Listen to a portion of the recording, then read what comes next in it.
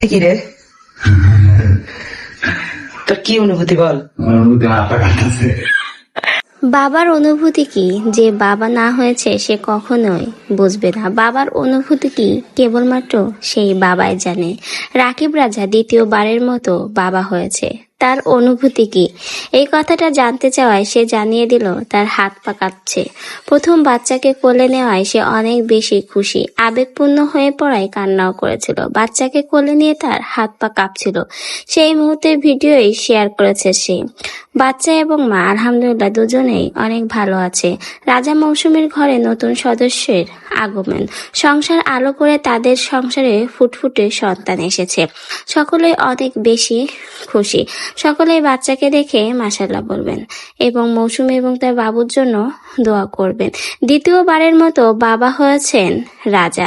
রাজার প্রথমে একটা মেয়ে আছে রানিয়া, তার এক্স ওয়াইফ আখির ঘরে তার প্রথম মেয়ে রানিয়ার জন্ম, সেদিনও সে অনেক বেশি খুশি হয়েছিল।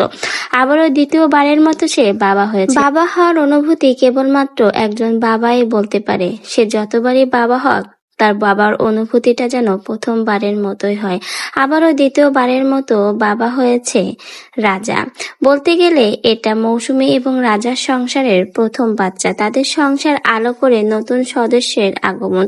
নতুন সদস্যের আগমনে তারা কিন্তু অনেক বেশি খুশি। এ সময় তাদের সাথে ছিল পাশের বাসার ভাবি এবং তার হাজবেন্ড, তারাও অনেক বেশি খুশি এই নতুন সদস্যের আগমন। মৌসুমীর শরীরটা এখন একটু তেমন ভালো না, দোয়া করি খুব শীঘ্রই সেও সুস্থ হয়ে যাবে। বাবু মাশাআল্লাহ অনেক ভালো আছে, মা এবং সন্তানের জন্য দোয়া করবেন। আবারও রাজার সংসার পরিপূর্ণ হয়ে গেল। দীর্ঘ প্রতীক্ষার অবসান ঘটিয়ে তাদের কোল জুড়ে ফুটফুটে সন্তানের আগমন। সন্তানকে প্রথম কোলে জড়িয়ে নিয়েছিল তার বাবা রাজায়।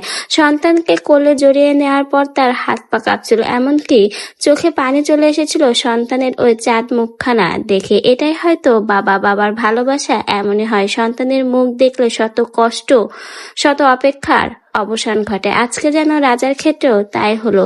দীর্ঘ একটা অপেক্ষার অবসান ঘটিয়ে তাদের কোল জুড়ে ফুটফুটে নতুন সন্তানের আগমনে কিন্তু তারা অনেক বেশি খুশি। আমরাও অনেক বেশি খুশি, মা এবং সন্তান সুস্থ আছে এবং তাদের সকলের জন্য দোয়া রইল।